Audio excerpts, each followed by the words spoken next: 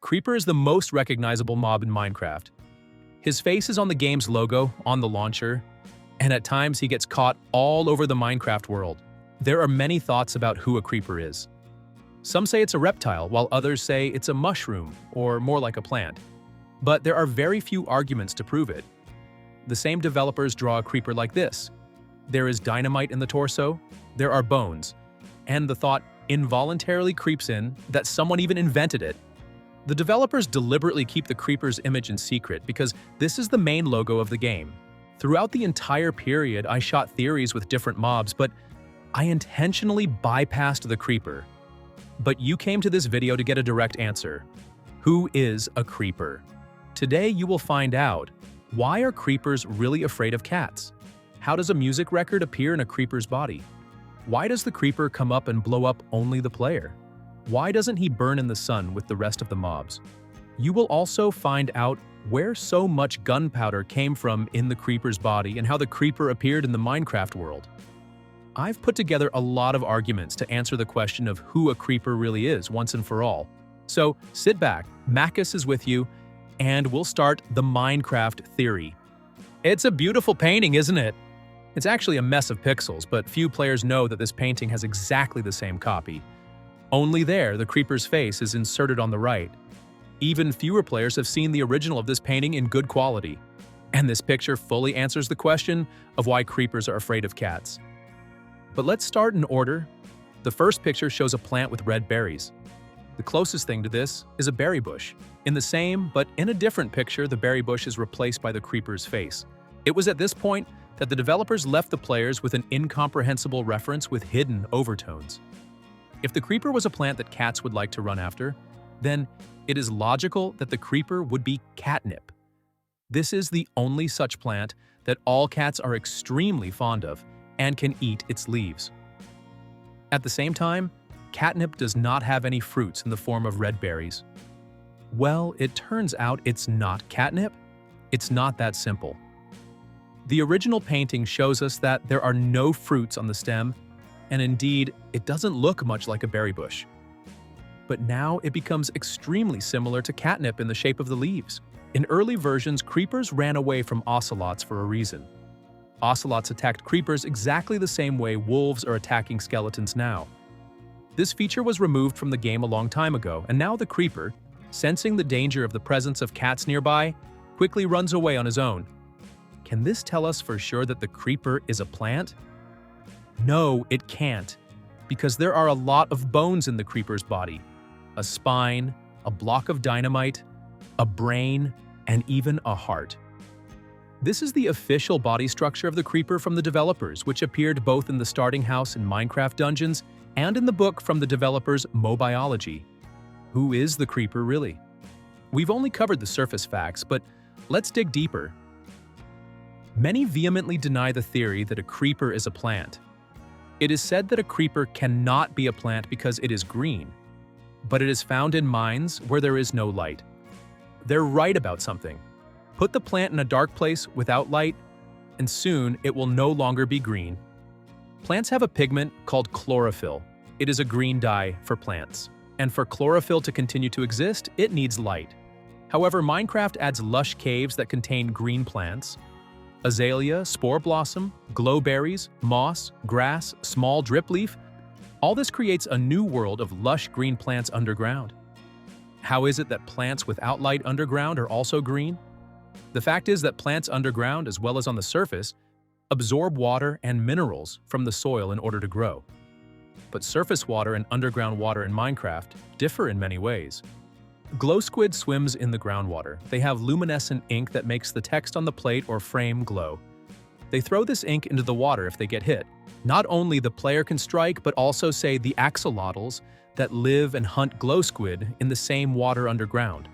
Plants that have nothing else to drink in the mines absorb this water with their roots, in which glow squid swim. In general, this is clearly shown in those caves where water flows in layers with clay. Sometimes glow squids spawn in such water. If for a huge amount of time plants consume this particular water with light grains, it is not at all surprising that eventually they themselves began to glow. What other guesses can there be about glowberries? They can't just appear like that, it's the evolution of a plant after a long time due to the fact that it absorbed this water. And the water became like this because glow squid ink was thrown into it. It's simple. The evolution of plants also exists in real life. The flycatcher evolved to attract and then catch flies. Thanks to this, she survives. Cave plants also needed light to survive.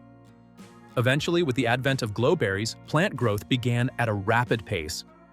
Glowberries are a powerful light source like a torch, and are only slightly inferior to sunlight. Plants in the cave can produce chlorophyll because they now have lighting. Therefore, the theory of the creeper as an underground green plant is well-founded. The skeleton of a creeper seems strange, but it even looks like a human one. There is a spine, a skull, a jaw, a pelvic bone, and leg bones. And he's got a block of dynamite in his stomach. It's strange that this is how the creeper developers see it. However, everything you see in front of you has a logical rationale. Let's start with dynamite. Where did the gunpowder come from in the creeper? And if it's a plant, can a plant really contain such an explosive material? The answer is yes, it can. Let's start with the composition of gunpowder in real life. You will need to mix it. Okay, stop. You won't need to mix. This data is just for theory, nothing more. So, gunpowder in real life consists of 3 components: potassium nitrate, charcoal, and sulfur. It's funny, but one of the 3 components is already in Minecraft: charcoal. We get it through remelting. But back to component number 1. Potassium nitrate in nature is formed through compost humus.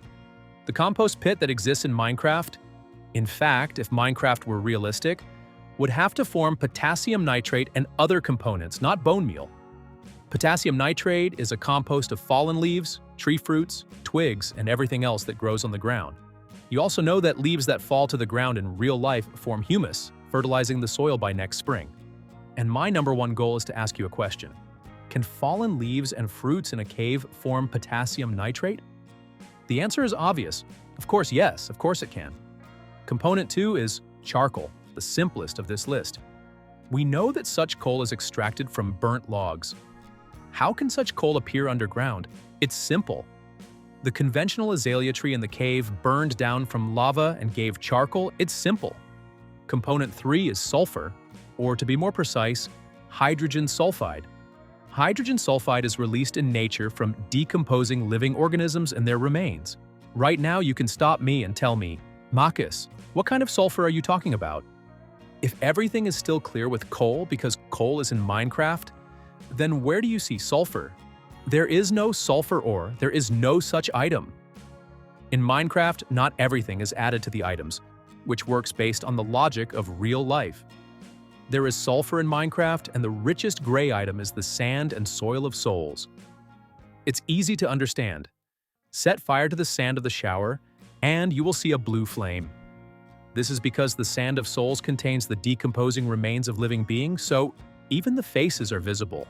And by simple internet searches, you can understand that sulfur burns blue, and hydrogen sulfide burns with a blue flame. There are blue flames, decomposing remains, and the obvious conclusion is that sulfur is in the game. There's no other way you can explain the blue flame in Minecraft.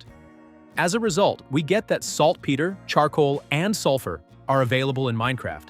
I remind you that when plants grow, they take root very far and deeply, absorbing various minerals around them. In particular, they absorbed both sulfur and saltpeter. The remains, if anything, were and are in the ordinary mines of the upper world. For example, let's say these bones are suitable. A huge amount of hydrogen sulfide. Therefore, I consider explosive gunpowder inside plants to be justified chemically through the internal facts of the game. And don't be surprised at the sight of a block of dynamite.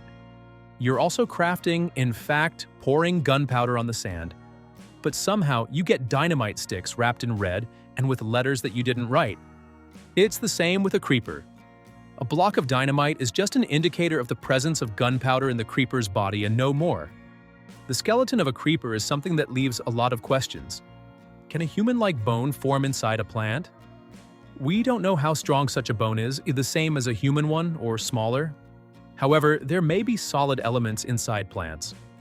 Most often they are found in fruits, for example, the fruit of a peach. Inside is a hard bone that can be broken with a hammer blow. About the same amount of force is enough to break a human bone. However, durability is not important to us. Availability is important. Solid elements in the form of bones inside plants can be unambiguously. Then why did the creeper form a bone as a full-fledged skeleton? When the plants that we know in real life have a bone, like a bone, such a round thing, it's about the speed of evolution. In Minecraft, underground plants evolved rapidly and learned how to reproduce color. And the mobs in the game are also evolving incredibly fast. There is, of course, some kind of magic from lightning, but I'm showing you what can happen in the realities of the game. It is in these realities that the creeper lives. A creeper is a plant that by its structure tended to grow upward, holding its main part, that is, the head, above the stem. We see this in Minecraft using the example of drip leaf. A leaf on top, a straight stem on the bottom. Because of this, a straight, upward-pointing spine was formed. And then the rest of the bones, for example, the bones of the legs to walk. I'm not saying this is normal, but it probably won't happen in real life. However, if we consider the realities of Minecraft, this is quite possible. The creeper has organs. We are interested in the heart. Please note that the developers paint dynamite as completely dependent on heart rate, which causes the dynamite to explode.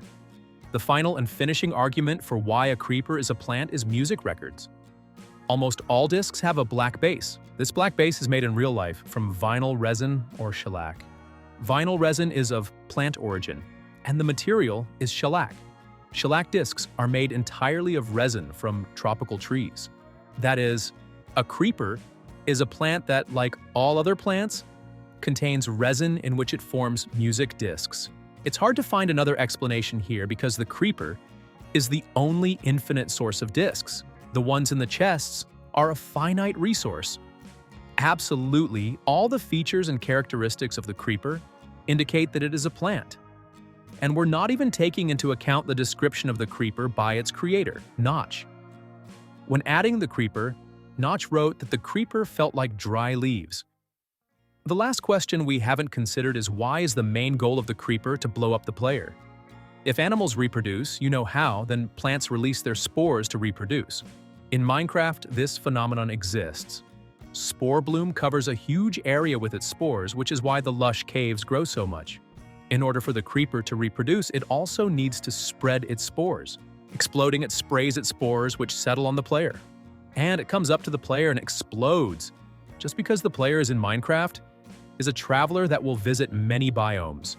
And it will travel in all dimensions. The player is seen as more of a traveler than a wandering trader. In the very first versions of the game, when creepers were added, they exploded and scattered green leaf particles, and maybe you don't think about it. Well, right now, you're helping the creeper reproduce after all. It will explode alone, and that's okay, because from its spores, many more will appear and grow in different places around the world.